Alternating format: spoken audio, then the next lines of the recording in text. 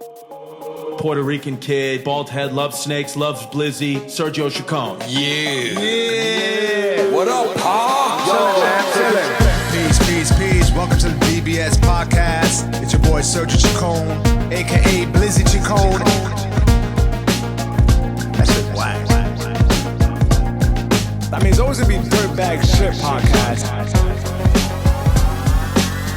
The DBS podcast. Peace and welcome to the DBS podcast, aka the Chacon Show. This week, I'm joined by no other than my man, stand-up comic, also co-host of the H&A podcast, my man Wilfred Padua. What up, doggy dog? Hey, what's up, man? It is H&A podcast, right? Yeah, that's what our podcast is called. Yo, when it comes to acronyms, I will fuck it up. Well, it's Happily Never After, so if you're looking for it I know. in the podcast world, type in Happily Never After. Right. Happily Never After. I'm having a good time with that podcast. Yeah, it's so much, because here's the thing. We didn't know each other that well beforehand, and it turns out we're good. You're a guy that I fuck with you. Right. And I fucks with you. Yeah, and you're just actually really admire the way you maneuver. How so? Like we're doing that. We had that meeting for like that meeting on Zoom last week. Okay. And I just liked So we had the Be Frank meeting, and we had a bunch of the podcast hosts join to make everything bigger and bigger. Bigger and better. And the producers were there, Right. and there were like a lot of suggestions going on, and I saw them. They had suggestions for you, and it's always hard to take as an artist. It takes get a suggestion, and I think your initial reaction is always like, no, but I've got my way. And I watched the way that you were taking a suggestion, and you were very like calm about it, very like, yes, let's take this in. And I was like, I really appreciate that. It's like it was very egoless. Yeah, and I appreciate that. That's a conscious effort too. It wasn't always like that, but I like to take things in with an open mind, no doubt. Yeah. And even when people are being a little bit like rude, and this doesn't coincide with what we're talking about. No. But even on the other side of the spectrum, when sometimes someone can say something that's just rude, I do let it roll off my shoulder for the most part. I may give a little jab back, but I never hold on to that stuff because there's too much in this world to be happy and excited about than people's bullshit. Yeah. But I'm always open to suggestions and criticism that's constructive. So, no, I appreciate that. No, when I saw the way that you reacted, I was like, oh, Sergio's in a good place. Like, he's not in a place where he's feeling insecure, like, or weird about, like, where his career is or whatever. I was like, oh, that's a very secure man. I appreciate that. Respond that way. Yeah, no, I definitely, I'm open to things, and yeah, I'm just going to take that compliment just as that because that's what it is. I was going to overdo it. I said, I'm like that because of this, but it is a conscious effort to be more like that. Because there are times where sometimes you could feel a little bit, like defensive about it. And sometimes you just kind of sit back and listen, like, no, I'm going to be open to that. And it could be fine. No, exactly. Well, when I was watching, like, I know we're being vague because I don't recall, like, the specific Yeah, so there's a couple of things it. going on with the podcast. One was the name of it, DBS. Do people know what the acronym DBS, dirtbag shit, drugs, boxing, sobriety, do people know what it is? Probably not. They learn about it listening to the podcast, but it's not a catchy name that grabs you by the throat. The Chacon Show is self-explanatory. It's my name, and I think the producers are pushing more towards that. And it's kind of split down the middle. Some people think I should do DBS. Some people I should do Chacon Show. I think it should be both. I think at this point it doesn't even matter. That's what my gut instinct is telling me. Mm-hmm. I think the content would just push itself, and Yeah. So that was one, and there was probably something else I forgot. Yeah, but the way that you respond to it, I saw you respond to that, and I immediately thought I wouldn't have responded that way. I'm not at that place yet, and I need to get there. You know what's funny? I've been in places where people would ask me questions, and this is different because this was like rude. In a sense, I've been told by like an open mic comic, why I've been doing stand up X amount of years.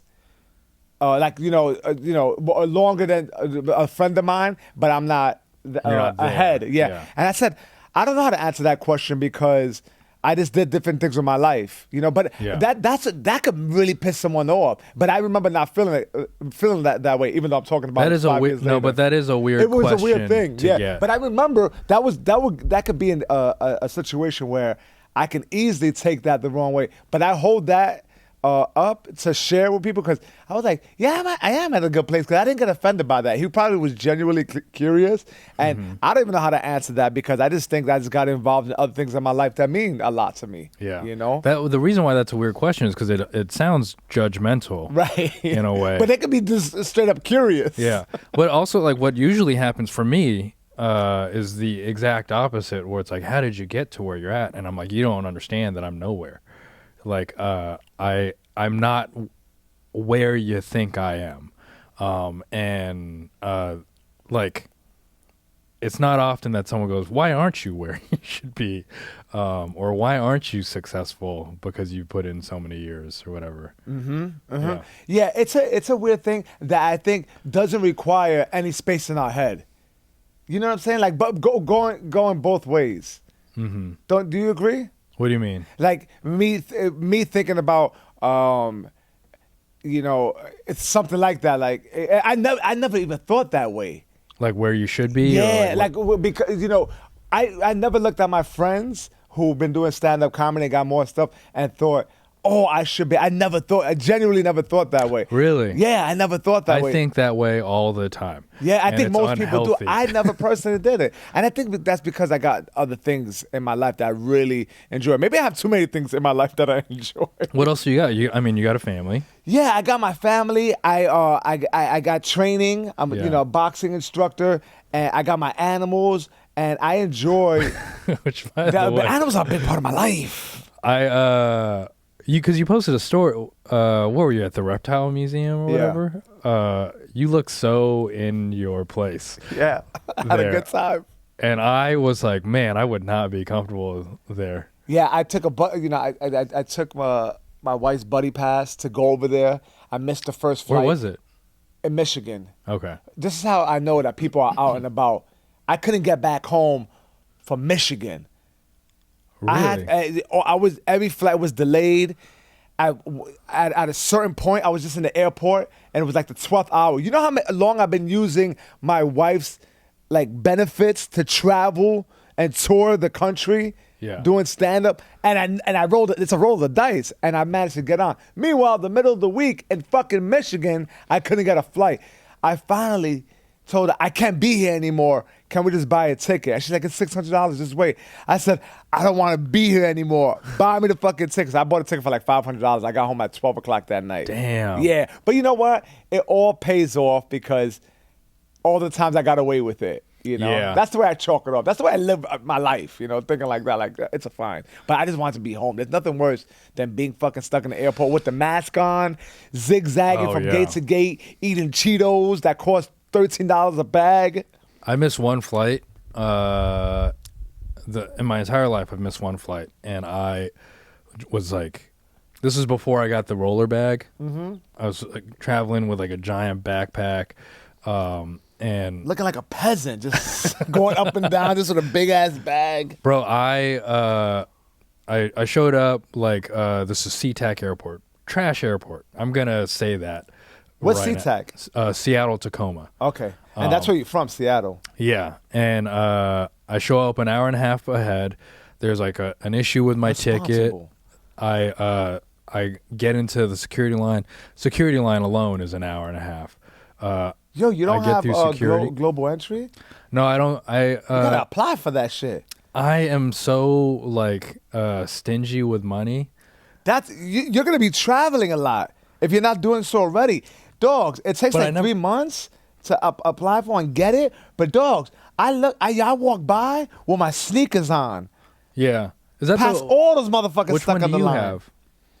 I have the one that it's TSA pre-check. Oh yeah. So I'm, I don't have to. You cut. I never stop walking. Yeah, I need can to- moonwalk my way And it's only like Past security. $60, I think, right? It's not that expensive. It For takes like a a long. year. It takes a long time to get though. Like I remember, it took like 5 to 6 months to actually kick in. Okay, I got to look into that. Hell yeah, especially But- with all the traveling, dude. Taking off your shoes, waiting online, dealing with people's bad breath. I just don't like, I scoff at you guys because in waiting. my mind, I'm like, I don't know how long like I'm going to be on the road. Like, I don't know if clubs are going to stop fucking with me at any point. Just get it, man, for regular travel. I know. When you go visit your parents back home, just get Yeah. it. Make me proud. Anyways, but It's like this, my whole network of people has it. So I don't know if I could be your friend. Oh, if all you're right. I guess we're canceling the rest of this episode. I'm kidding. I think I'm the only one who got that shit. I got to look into And that. it's only though. because my wife did it for me. I definitely have to look into it because I'm like gonna be on the road a lot. For the Yeah, next it's a couple months. dope thing to have. But I've was in line, and then the one gate at SeaTac, it was like the only gate with a shuttle, and so I ran over there, showed up 10 minutes before the flight left, but the last shuttle had already left, and they're like, and I hate it that day. I like was tweeting at Alaska Airlines all day. I got the refund actually because I tweeted so It's such a publicly. deflating feeling. Yeah, It's like, yeah, so you grew up in Seattle. yeah. You love Seattle? Is that your place? I mean, you got some tattooed. I got the city Seattle work on your leg. tattoo when I lived in Chicago, and I hated living in Chicago, and so I miss Seattle. So that was like you're rebelling for the Yeah. the place you were at. Like And then I'm a Seattle. And then I went all back day. to Seattle, spent some time there, and grew to hate Seattle. I guess maybe I outgrew. You grew up in Seattle. Why'd Grew up you from hate Seattle? Seattle's an interesting place. Remember all the, I guess the anarchists kind of Yeah. showing out over there and everything. And the thing is, I know we get the news differently here to opposed to what's really going on. What's your insight on it? So here's my take on Because I Seattle. fucks with it. I like what they did over there, and I encourage that behavior. So this is why I rolled my eyes at it, because you're talking about, I think it was called Chad, Yeah, police your Capitol own Hill- selves. Get rid of the Chaz. police. Yeah, I It's like Capitol that Hill shit. Autonomous Zone. So Capitol Hill is a very affluent neighborhood right now, and it's actually right next to the Central District, which is also a very affluent neighborhood at the moment. It's about like 10 minutes from downtown, so it's very prime real estate. I used to live in the Central District. Used to work in the Central District. Central District used to be a historically black neighborhood. Okay. 90% black. Completely gentrified to the point where there's probably like, I don't know, 20, 15% black people now in that neighborhood. As I worked there, I worked at this elementary school, K through 8, historically black school, the Madrona Panthers, and it was named the Panthers because across the street at the park is where the Black Panthers used to practice their marches. Oh, dope. The guy that was head of the Seattle Black Panther chapter lived a block away. And so I was like very proud. It was like that I got to be a part of this community. I had to like humble my way into the community, because I was like, I started working there. Like it's all these kids that don't respect me because I'm definitely not from the Central District, not a black dude. Like took me a little bit to figure out these connections. Eventually worked my way in. This is why I roll my eyes at the Capitol Hill Autonomous Zone, because it happened in the height of the George Floyd situation. You've got all these people in Capitol Hill saying Black Lives Matter, Black Lives Matter. Black lives didn't seem to matter 15 years ago while you were gentrifying their neighborhood and kicking all the black lives out into the suburbs. You think it was the same people? It's White people. yes. Right. And so Seattle is a very progressive city, Right. but not a very diverse city. So their progressiveness is a little bullshit in a way. And I get this. I also have this perspective is also fueled by the fact that I'm a stand-up comedian. I say bullshit on stage, and a lot of that bullshit is about race relations and whatnot. It's my job to talk about this stuff and like make fun of it, and I get a lot of groans in a city like Seattle where it's predominantly white and very progressive. And so it's like, you guys don't know what you're actually dealing with or what you're actually talking about, because you're in this bubble of like, look at how great we are. But would you say most of the people that took over that area, they were young? They were younger, right? yeah, I think they're younger. It kind of reminds me when I would say in 2000, I had recently broke up with my girlfriend and I crashed the RNC, the Republican National Convention in Philadelphia. So I was housed up somewhere like in Germantown, Philadelphia, with a bunch of white boys, white girls, and the girls had hairy armpits. You know what I'm saying? There was all different walks of life. It's just fun to talk about them. Some of them were very smelly. Yeah. But there was very few black and Latinos, to be quite frank. And these people, I learned a lot from them. I learned a lot about Mumia Abu-Jamal. He was on death row for allegedly killing a cop. I learned about the bombing that took place in Philadelphia, that done by the police. To capture one guy, but they did it. They used that as a reason to bomb a whole neighborhood. So I say that I just remember these young, quote unquote, they were freedom fighters, and I just wonder where the hell they're at now. But I imagine it was the same type of people who really wanted change, and somewhere down the line they had like a political awakening. Yeah.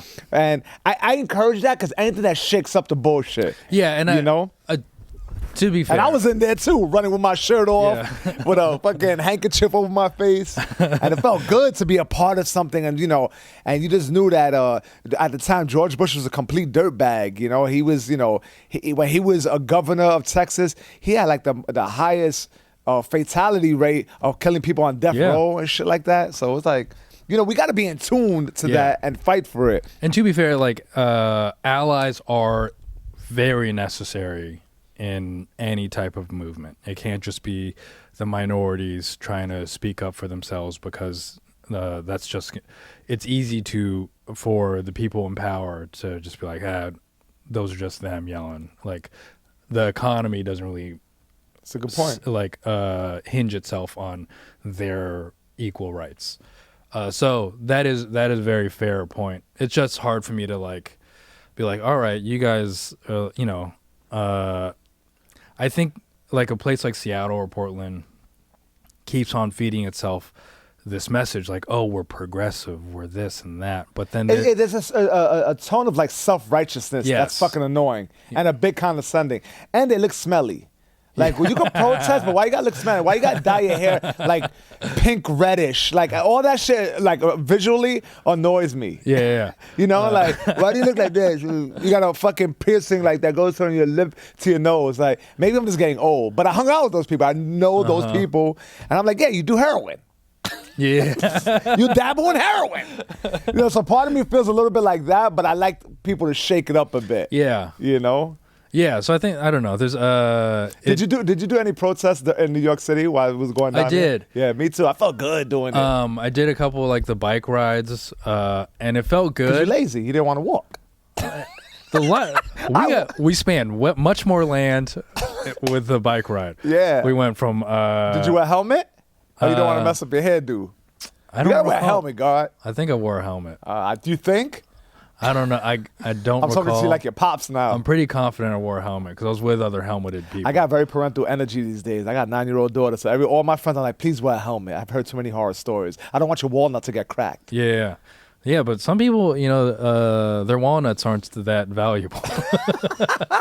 Their walnut opens and there's fucking question marks flying to the sky. It's like a piñata. It's just candy that falls on the floor.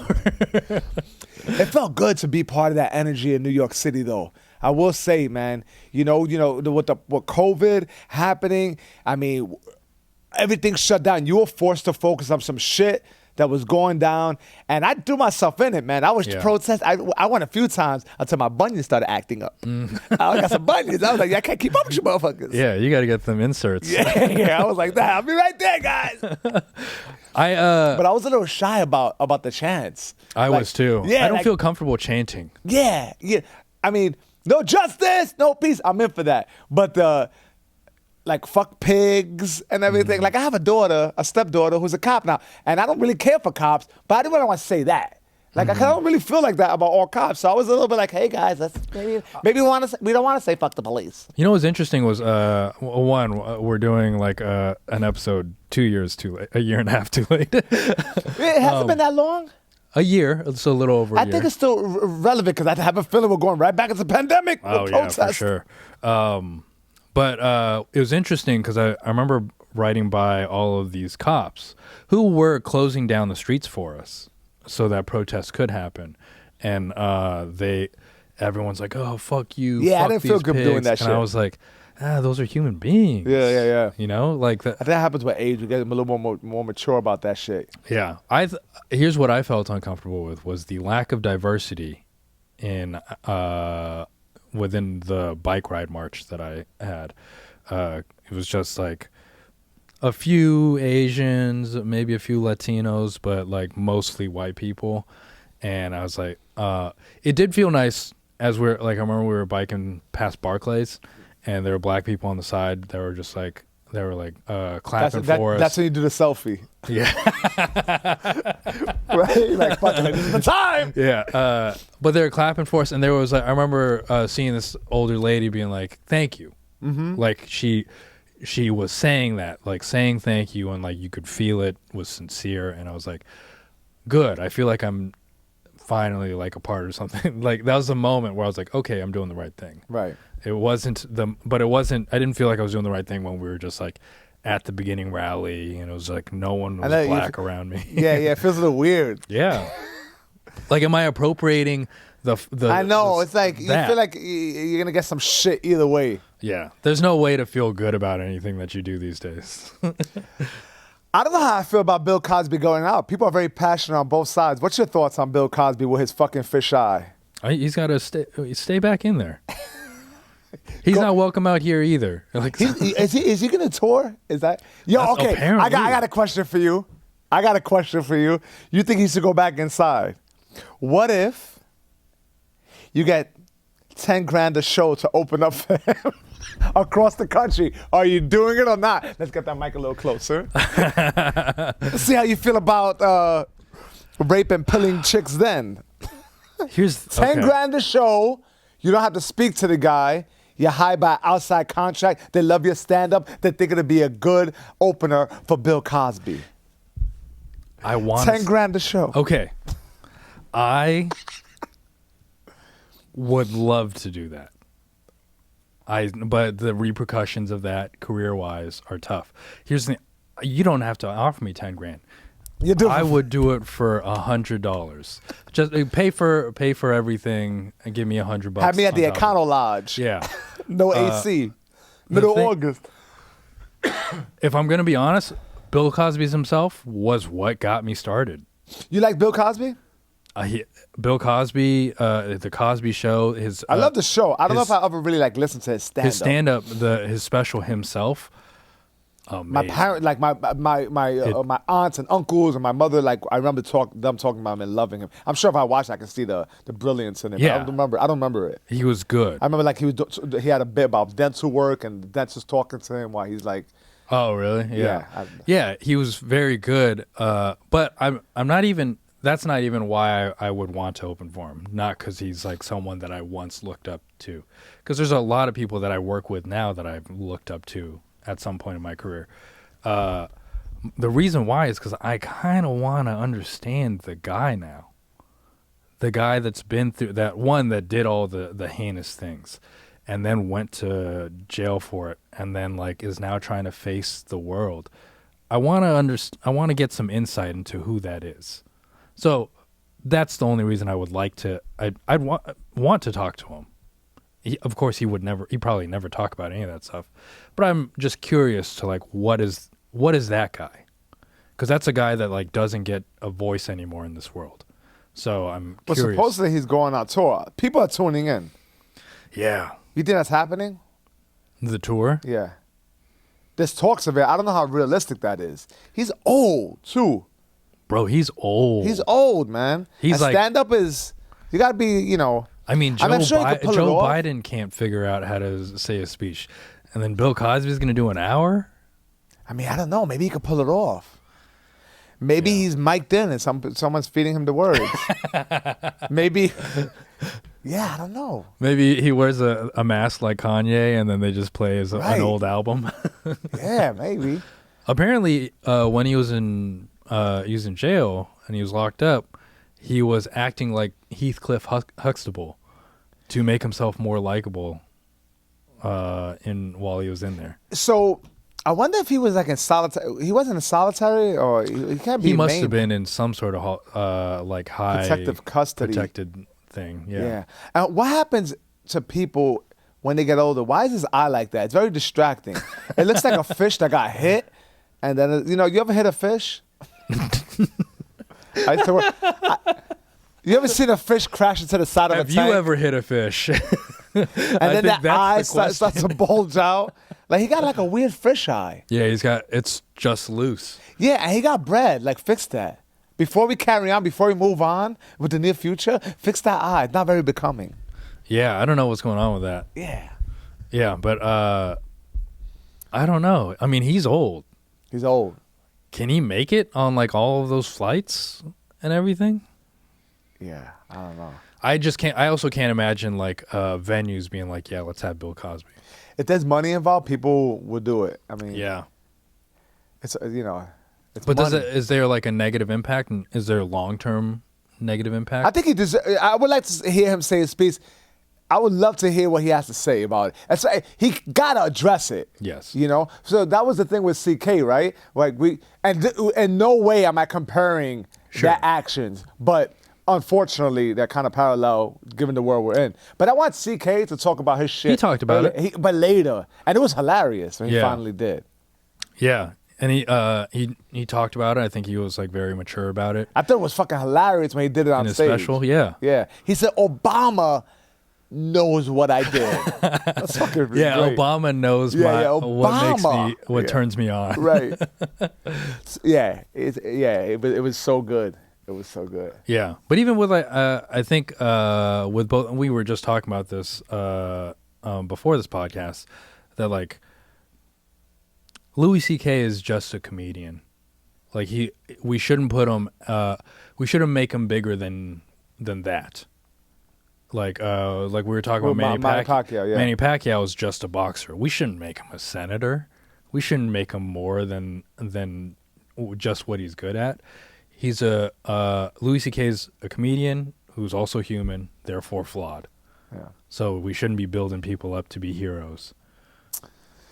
Yeah, I don't know what Manny Pacquiao's like politics are, but if you're popular and you get the people on your side, it does make sense. It drives the attention there. You see people crossing careers all the time. It happens all the time, and a lot of times that's a very common argument, like, oh, this is your hat. You shouldn't have to. But I don't always agree with that. I think people could be good at other things. Is Manny Pacquiao a good senator? I don't know.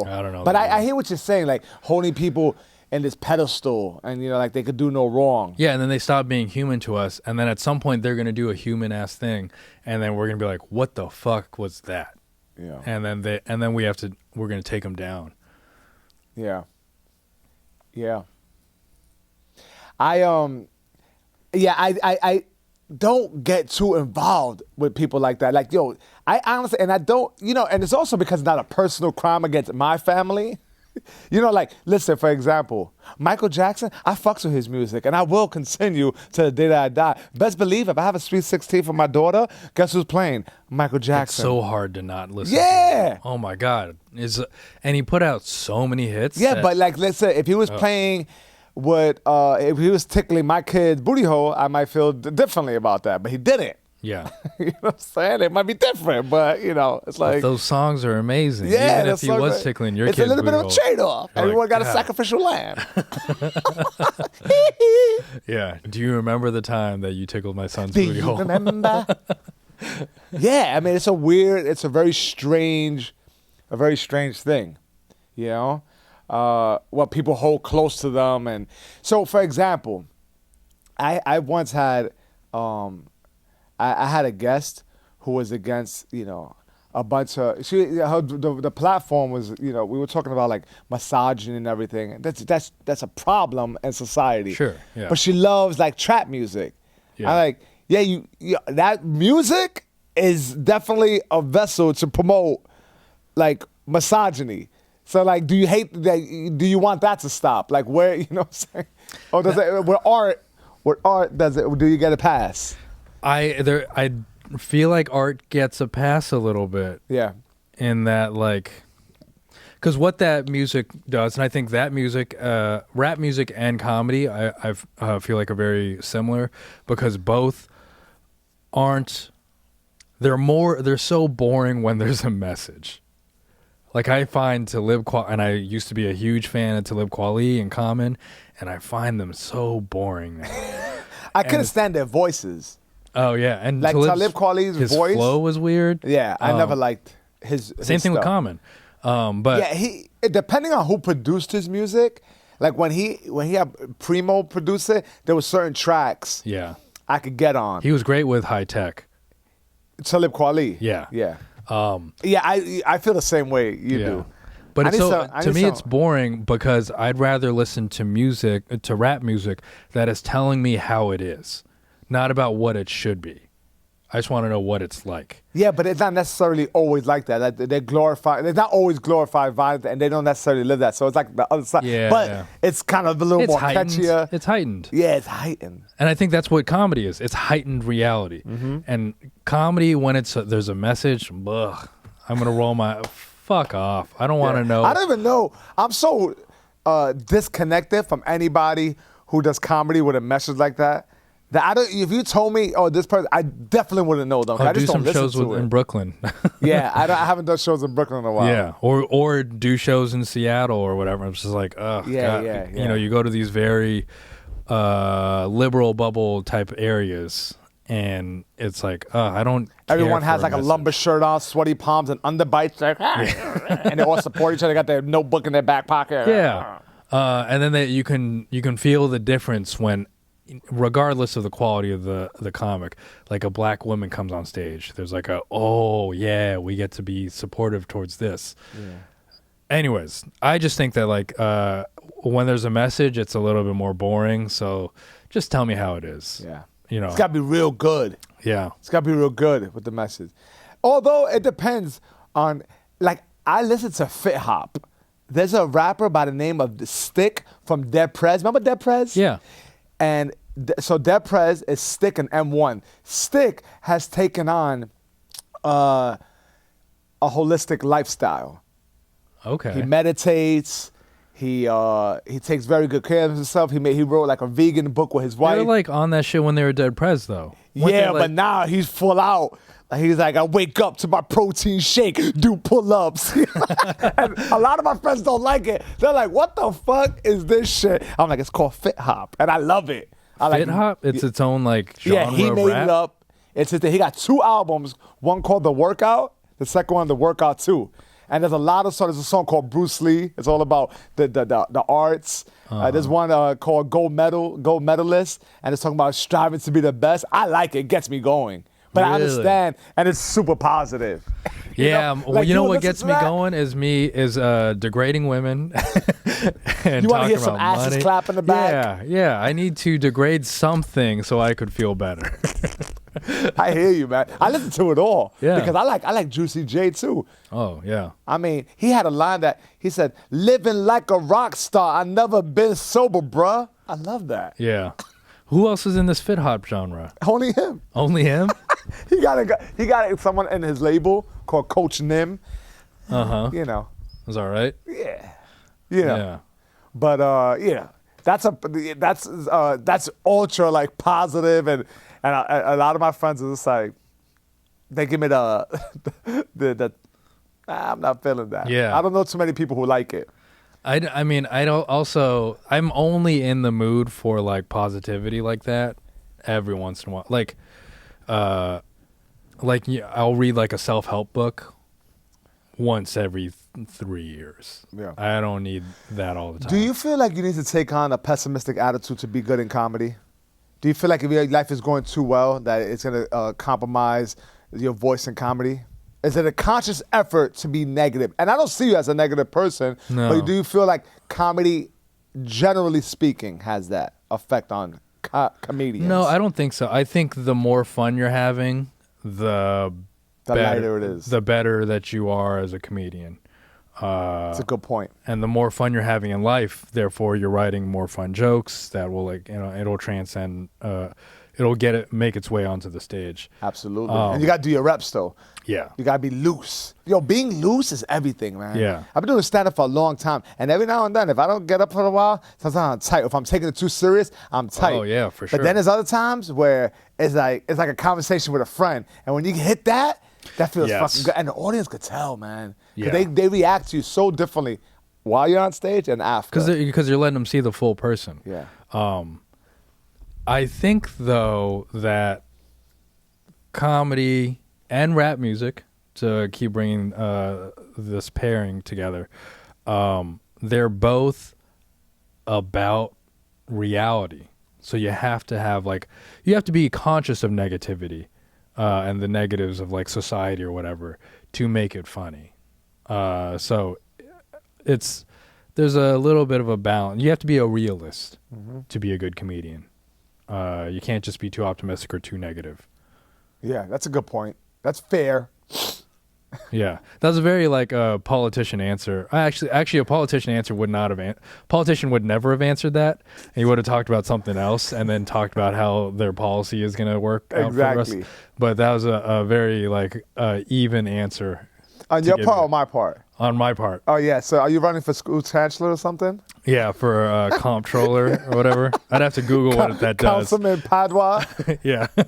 Yeah. Senator Pacquiao. Yeah. Combating against Asian hate. What do you, so my wife brought up some dirtbag shit to me the other day. No, it wasn't dirtbag shit, but she wants to be buried, but she wants to, what's the name of it? I got the fucking name. We were talking about death. That's what we're doing at Chacon residence. Not cremated. Not cremated, which she wants to do. Why the hell did it come up? I'm sorry. Tree burial, like a tree burial. A tree burial. Have you heard of it? Was it where do they plant a tree? Yeah, so they put you in a sack, and then you push. Oh yeah. And I'm like, my first question was, it wasn't like, that's beautiful. You're feeding the earth. And you're fertilizer for land and you grow and we could visit the tree. I was like, how much is that? That's the first thing I was like, how much is that? It's like $6,000. $6,000? Is that reasonable? It's a lot of money to be fertilizer. Yeah, I'm like, I know someone who does cremation. We can get you in a Timberland shoebox. I can do that for $80. Right. Just give me enough firewood. It's a weird thing to talk about, though, right? Yeah. Would you do that? Tree burial? Yeah, that sounds better than an actual one. Yeah. Because I'm dead. I don't need you to put me in a box. Gray. That's super oak face box sagging out the side. Yeah, I don't need that shit. A bunch of ex-girlfriends. Oh my God, Wilfred. When my uncle passed away, I was here in New York and I was gonna fly back. And I don't know why my cousin made it. Maybe they didn't do a full funeral service. He was like, "You don't need to come. We're just gonna do a cremation." And I was like, "But that's you still want to be there for whatever the service is or whatever." When was this? This was maybe 2 years ago. Okay. I don't know. I'm kind of fucked on time because of the pandemic happening. Maybe about 2 years ago. Yeah. And so they didn't do anything formal, traditional. I don't know. I was here. You didn't go to the West Coast. I was you had a spot. Yeah, I had a spot that I had to get to at the village. At the village lantern. Yeah. Yeah. Got to do my 10 minutes anywhere I can go. Fuck. I was recently invited to a Zoom wedding. A Zoom funeral. Oh, really? But I have the same sentiment. Zoom wedding, Zoom funeral. You were there at Dan Foot's thing at Eastville, right? Yeah. I went to his funeral. Big casket. Big casket. He's a big boy. And I went, and it didn't hit me until I walked up to the casket. Because some reason was oh yeah, Dan's still, you're just not really putting the connection there. You think it's good for closure to see it? I think it can be. It can be. I think you need to get those emotions out. Yeah. You need to get a good cry. I think that was my last cry. Yeah. Was when Dan died. Yeah. A good cry. My friend Angelo died going on 2 years, and I had a good cry. It was one of the stuttery cries. Like I walked to the door and I was like, I can't talk now. And I ran, and my wife and my daughter hugged me. It was beautiful. That's sweet. But I needed to get that shit out. Yeah. You know? And if you don't do it, if you don't cry enough when it happens, and if it happens in public, it's ugly. It's ugly. I You remember get snots, like You get different colored snots, your snots. face looks like... Yeah, and it's uncontrollable. Yeah, Depending on, the relationship with the person. Yeah, and there was a period of time where like I'd gone through a breakup, was going to therapy a lot, and like really focused on like therapy, and I was like crying like maybe like once a month, but it was like That's a lot of crying. I think Now, when it you was cry, a do you look in healthy. the mirror? Yeah, I look in the mirror. Why do we do that? Wait, you look in the mirror? I've looked in the mirror. I was trying to hop on your bit. Oh, I'll go in the mirror, look at it like it's an ugly face. Oh no, I just sit and like I'll sit in the No, I'll dark look in the room. mirror. I'll look in the mirror. But I was crying like once a month because I was just like in a tough place. I was also going through a lot of change in my life. Like relationship was over, preparing to move to New York. Like all these things were happening. I was like a lot of instability, and so once a month was actually. I think that's like a healthy rate because you feel sad. We do feel sad as people. Yeah. So like, let yourself get there. But I haven't cried since like Dan died a while ago. Now you're trying to hold it back. Yeah, I haven't cried in a long time. I can't remember. because I'm hella manly now. All of a sudden, like, What's up? That's 12 times a year. Just crying? yeah. That's good. I guess that's good. Sometimes, like I know Now, girls what that would cry inspire? like once a week. What would promote a cry? Sometimes it's be like, You know what it is? Is it like sadness, frustration, or all the above? I think I a lot find of that to it be a lot, and is- I'm very sensitive. Like I'll cry, I'll tear for documentaries. That shit happens to me a lot. That's what most of it is. Oh, okay. For me, it's like, I'm watching a movie where I see someone accomplishing something, Yeah. and that's where I get teary-eyed. Yeah. Oh, so that's like a good cry. It's still sad though. Oh, I know what kind of cry it is. It's a jealous cry. Why this motherfucker made it?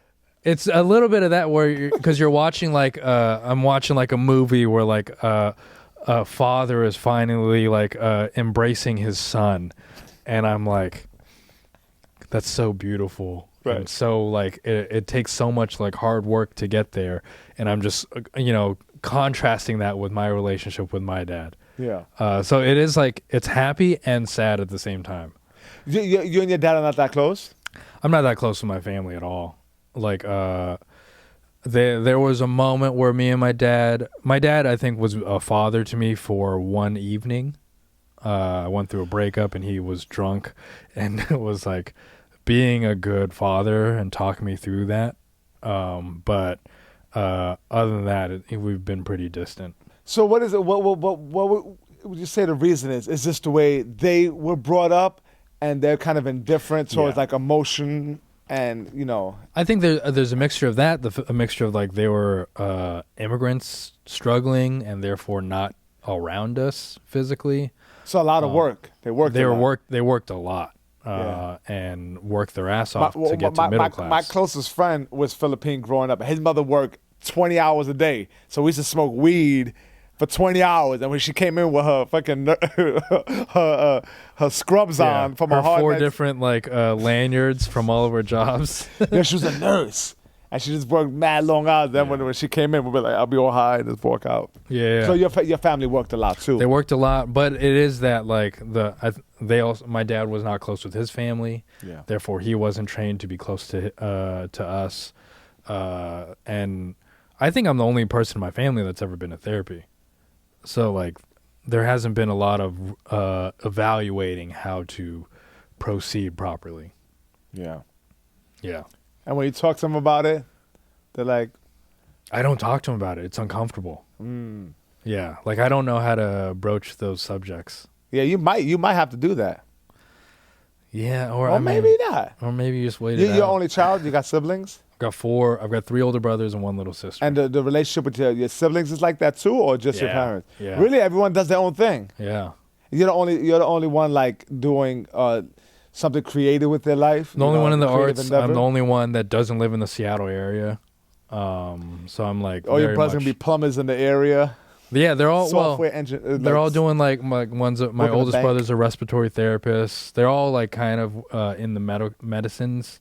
We didn't make it to doctor, but we've gotten every consolation prize. Okay.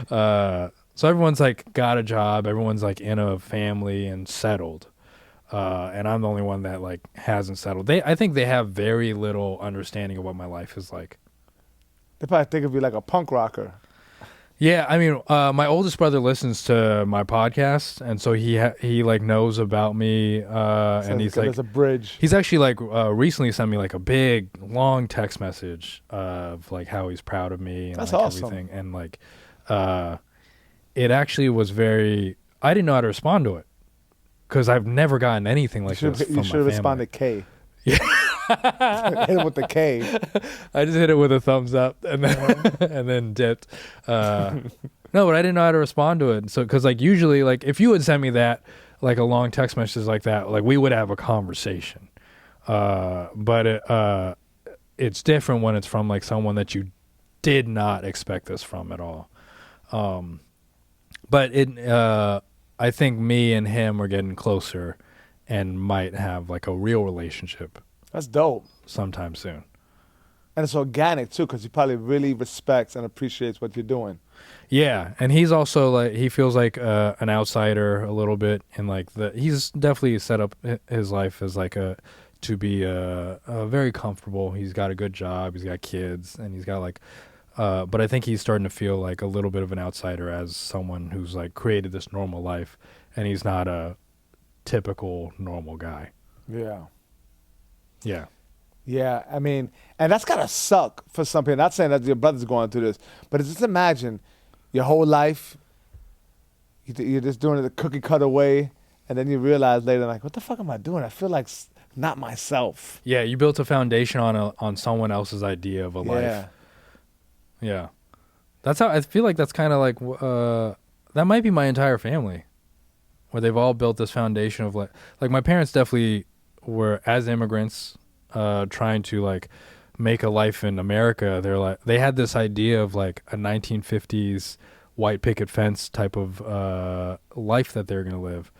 And then they finally they bought a house and everything. And now I'm like, well, what? I think they're wondering like, well, what else is going on? But I also don't talk to him about that stuff. So I don't know. Yeah. It's funny. I feel like now it's the opposite. A lot of young people, they don't want that at all. Everyone wants to be like doing something else. Like people don't want to have kids, Yeah. and I get it. I don't know if I want to have kids. Yeah, I feel like a lot of people, but I thought I never wanted kids, and then when my wife clamped me and made me have a kid, I fell in love with a kid, and I can't imagine life without it. Like the best thing that happened to me. My life is so much more fulfilling, you know? She's 9. Yeah. So I got clamped 9 years ago, you know? 9 years and 9 months ago. So yeah, she's 9. But when I'm saying that, I feel like that for a lot of young people, they're not interested in that shit. Yeah, I don't Like know. the if I world am. is changing, man. Like, I bet if we look at statistics, like you won't see, the people having kids and starting families. It's later. Yeah. I wonder I think with younger, and I'm just going to speak for like, because I'm 34, and I think my age range of people, there might be something with the internet making us so self-absorbed as people that like we aren't trying to find like fulfillment through a kid anymore. Yeah, I mean, there's also like this element of anyone could, you could gain a lot of attention and kind of create your own thing, and maybe that's what drives people to be. I want to absorb all this energy and attention, but I don't know if that's the way to go. We'll see. Yeah. We'll see. It's I guess it's gonna be. I think we gotta look at it. We can't look at it individually because it's happening across the board. But it is a very strange thing. It's a very strange thing, and we haven't seen the full result because the internet's relatively young. we're gonna see the results of how we conform physically with our backs hunched over and shorter arms. Yeah. And all we think about is ourselves. I think, what was it, last year was like the first time there's something about like the population of the U.S. like stopped growing at the same rate, and it was like drastically smaller last year or the year before, partially because COVID deaths were high, but also that like people are wearing condoms. Yeah. So like people aren't just busting each other and then having a kid. Yeah. So yeah, Busting in each other. I don't know. I personally like don't feel like I'm ready for it. But also, by the time my dad was my age, he had 4 kids, Yeah. maybe 5. Like he in no way was he ready for it. But I don't know. He also was trying to be an electrician, not a comedian. Yeah. So Yeah, I feel like a lot of people's problems are whiny and trivial before they have kids. That's like, oh, all the other shit I was worried about is nonsense. yeah, I just had too much time to think. Now I got I got a life that I absolutely love, and that's what I'm living for. And it goes, it surpass, like it doesn't even, I had a lot of time to spend bullshitting. And that's with everyone. That's me personally speaking. Like a lot of the patterns and stuff was like, yeah, that was just like nonsense. You know, I just thought, well, I mean, to go back to like the beginning, like where you're at, you seem to be at this like place where you're more peaceful and like, yeah, for sure. And where I'm at, where I'm like, why can't I get booked on this show? Why can't I? My problems are so dumb and petty, but I make them a big thing. Do you make them big, or do you feel like because they shouldn't? They shouldn't be big.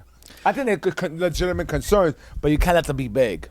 I think they're big to me because I did so much to live this life. Yeah. And then like when I feel like I'm not doing it right, or it's not working out for me, it's like, well, really, I broke up with her for this. Yeah, I flew across the country and quit a stable job to do this. How was moving to New York? Did you deal with any shit that like fucking weirded you out? Moving here? Yeah, what was like the most dirtbag experience? Like, what was your dirtbag rude awakening? Like, oh shit, I'm in New York. This shit doesn't happen in Washington. I don't know. I don't really know how to answer that. I moving here. You ever had like a crazy guy on the train, fucking come up to you like, "Give me your fucking money." Yeah. Oh, yeah. Like I mean, like a that. lot of that. I mean, I saw, I was on 18th between 8th and 9th, and a dude was taking a shit between cars. Mm-hmm. This was at noon. I was on my lunch break, and the guy was just taking a shit. That's some regular shit. Cars. That's some everyday shit, though. And so nothing out the ordinary. It's like, yes, to you as a New Yorker. This is me at the age of 32, making eye contact with a guy who's taking a shit. And then I'm across the street. He's facing into the street. So I'm making eye contact with him. And then I look past him, and there's 3 women who are making eye contact with his asshole that is making the shit onto the street. fuck, man. And I was like, that's New York. But it's, I like New York because it's a place that's not comfortable. I have an issue with like comfort. It makes me feel like I'm not progressing. If I I'm feeling like comfortable, I'm stagnant. And so New York is constantly uncomfortable. So I'm constantly like learning new things and growing because I'm being pushed in all sorts of directions. Yeah, that makes sense. You miss home? No, You don't. I think New York is home now. Oh, I like that shit. Yeah. So you didn't want to go back. You like to visit. I like visiting because I like driving a car. I love Washington. I think it's beautiful. I dated a girl in Toledo, Washington. That's a small like little town. But when I went out there, I mean the country's like it's so beautiful. It's beautiful. Seattle's a very gorgeous. Washington's a gorgeous place. You've got like you got a little bit of everything. you got the ocean, you got mountains, Yeah. you've got green stuff. Like there's a rainforest like 3 hours Yeah. away from the city. It's beautiful. Like everything's there, but it's not like my people are here. Yeah. The people that I relate It's to funny. the most. I grew up here, and I can see myself moving to a place like that. I think everyone. It feels like everyone has that where they're like, "Oh, the city is because I worn grew on up me here, too much." you know, and it's like I yearn for like a farm and have some chickens. And I think people like that got to figure it out. Maybe because I've been in the city and I've been on the grind and I've seen a lot of shit. You know, I always want, my heart is in the city, but I wouldn't mind spending a lot of time in a place like that. Where would you go? I mean, countryside. I kind of like the idea of that. Really? Yeah. But I don't know if I could transfer my, you know, because I do stand-up and I'm a personal trainer. Like, I don't know if I could transfer those. Definitely not. I mean, I could travel. I could still go on the road wherever I'm at, stand-up wise. But if I Personal become trainer. a boxing trainer out there, I'm going to be working for Title Boxing, and my co-workers are going to be like middle-aged white women named Hurricane. Yeah. Hit the bag. That's the thing is, that I think the business here, because you get a lot of like. I got people with money. You got people with money who are also, there's vanity is high in New York. They want to look good. So you got people who's like, I need They're like, yeah, Sergio. Can you just hit it for my Yeah. butt? And they like see me like 4 times a week. I'm like, yeah, we could do some single leg bridges. We got some band work in, a lot of goblet squats. I got you. I need, I have no ass. And You're Asian. No Asian has ass. You got I minus know, ass. but I've been like recently trying Actually, to. the Philippines may have the biggest butt out of all the Asians. My issue is that I have strong legs because like I think I've been doing squats with just like mostly leg focused. So I never like worked out my ass. And Well, so you should get your glutes involved with like deadlifts and stuff. So that's the biggest muscle on your leg, your quads, and it's the dominant muscle. So a lot of times, if you're not concentrating directly on that muscle, on the other muscles, that would take on and that's what I think was happening. So So you now can I'm trying to simplify do, that. So you could go lighter weight. Let's say you're doing whatever squat at whatever weight. You chop that down 40, 50, maybe even 60%, and you put emphasis on pushing out on your feet and putting pressure on your heels and having your mind connected to your glutes and your quads, and it gets more of a full leg workout. Okay. Yeah. So I would go, like, let's say I'm doing a goblet squat, right? Holding a kettlebell like this or a hex bell, and I got my legs pretty far, outside of my shoulders, my hips. I'm digging my heels into the ground. Now, I could go with a 10-pound weight, just go slower, and when I come up, I really squeeze in my glutes. Now it becomes quads, lower back, Yeah. It's working a little smarter. It's different. It's a little more tedious, though. Yeah. And there's not the satisfaction of throwing up that big weight. I'm feeling like, because I've done that. Look, I'm not doing the big weight either. You're doing a weight that you feel is challenging. It's for you. Yeah. But you probably are definitely. And you know what? You probably also built that way too. Like your quads are just bigger, Yeah, I'm not built to have a butt. Well, if you want me to train you, I only charge $250 an hour. So that'd be All right. spot pay for the month. Hey, let me tell you, when I get a writing job, I got you. I'll hit you up with that.